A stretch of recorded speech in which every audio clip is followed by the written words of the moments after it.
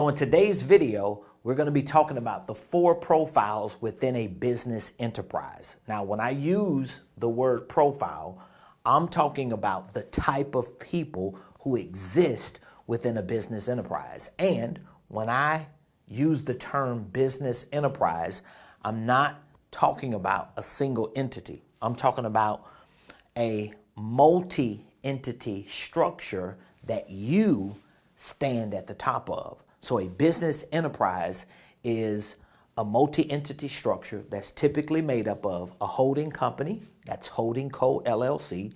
It's typically made up of subsidiaries, which are other LLCs owned by the holding company LLC. And it's also made up of assets. These are assets that the holding company holds, owns, or controls. These assets could be anything from insurance policies, it could be retirement accounts that are self-directed, it could be digital products and services or companies, it could be real estate, whatever the assets are. This is a representation of an enterprise. So when we talk about the 4 profiles within a business enterprise, we're referring to the avatars, 4 types of people who exist within this type of enterprise. So you have number 1, a laborer. You have number 2, an operator. You have number 3, an owner. You have number 4, an investor. Now, a laborer is someone who typically works for a business or a division or a department within this enterprise. An operator is typically someone who works in, all right? And there are different functions. An owner is someone who typically works on, and an investor is someone who typically works above. Now, when we're talking about entrepreneurs, solopreneurs, small businesses, which make up most of the businesses in the United States of America, we're talking about people like you and I, everyday people who stand at the top of whatever type of structure, whether it's a one entity structure or a multi-entity structure. I personally, as a business consultant, recommend you to have a multi-entity structure because it allows you to start shaping your mindset and your skill set to become this 4th profile. Even though when you're starting a business, most likely you have to meet the criteria of the first 3. Most entrepreneurs never get past the first 2.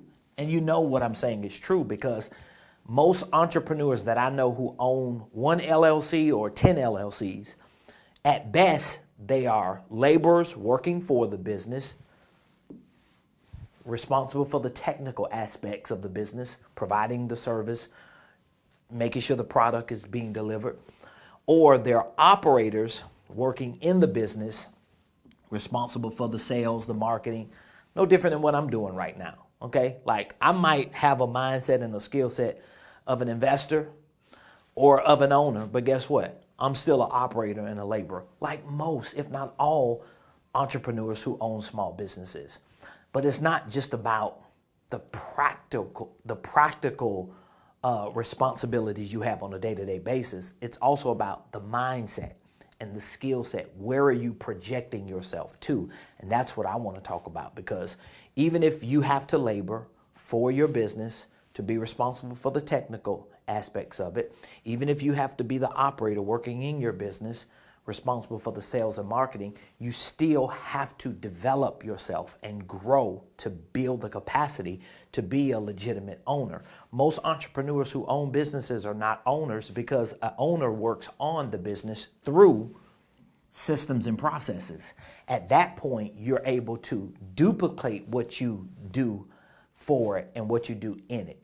But if you're not an owner working on your business, you're just an owner working in it and for it, meaning that you fired your boss only to become your own boss, and you probably treat yourself worse than your last boss did because at least your last boss had a legal responsibility to pay you. When we as entrepreneurs, own our own businesses or own our own jobs because we work for and in our businesses, we don't always get guaranteed a paycheck. I just thought I'd throw that in. But this is the first profile. Second profile is operator. Third is owner, who works on through systems and processes. And then the fourth one is the investor, who works above. Now, my recommendation to you would be for you to maintain the integrity of the first three. Do everything that you need to do to master these, especially the first two, so that when you get to the third profile, you can start duplicating yourself and deploying the responsibilities of these first two into other people and other systems and processes. But while you're doing that, you should assume a high level of responsibility to think like and operate like this person. This is one of the reasons why I highly encourage people to set up their structures this way in the beginning.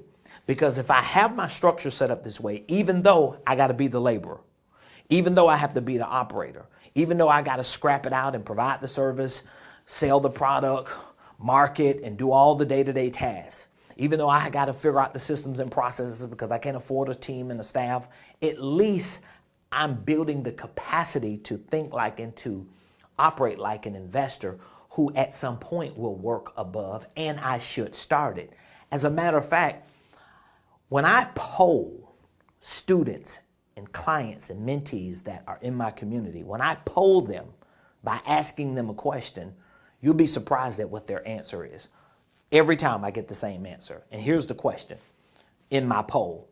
Out of these four profiles, which one would you prefer to become? I'm asking you that. Matter of fact, you could put the answer in the comments. I already know what the answer is going to be. You're not going to pick laborer.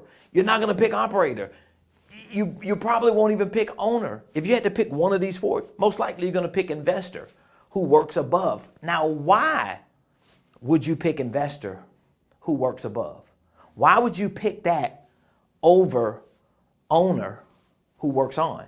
Because you would prefer to be an investor working above. But here's the next question. Then why do we as entrepreneurs and small business owners think that the most important thing for us to do at first is to start a business so that we can be an owner? It is because we have not built the capacity, we don't have the mindset or the skill set to think like and operate like an investor. Now, again, I'm a proponent of startups, but I'm also a proponent of if you can bypass the startup and build an enterprise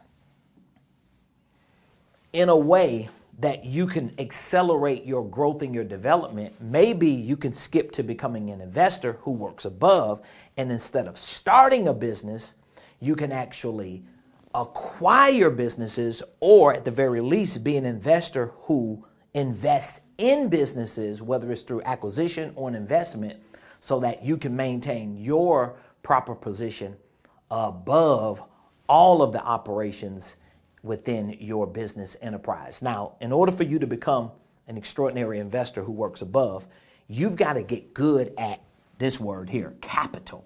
Now, when I say capital, I'm not talking about revenue. I'm talking about you got to get good at building trust, relationships with people to raise capital.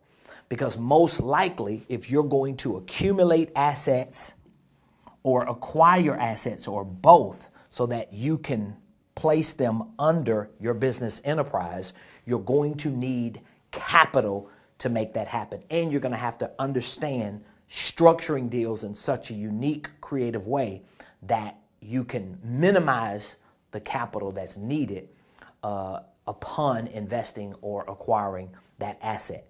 I hope this video opened your mind up to the endless possibilities of how you can properly position yourself within a business enterprise and how you can accelerate your process to get to that place of financial freedom. I'm not saying you don't want to become better at a laborer, because most entrepreneurs need to.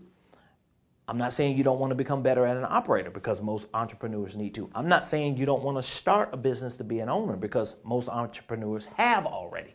But what I am saying is you need to make sure that you have your structure set up in a way that you can be properly positioned to work above or to start thinking and operating above even while you're doing these, so that when it's time to raise capital and to deploy capital, you know how to accumulate assets, acquire assets, place them under your business enterprise, remain at the top, operating above, and get to your place of financial freedom. If you want more information, we have courses, we have coaching and mentorship on all of these concepts and principles to help you accelerate your business. Just look in the comments, click one of the links, reach out to me and my team, and don't forget to subscribe to my YouTube page.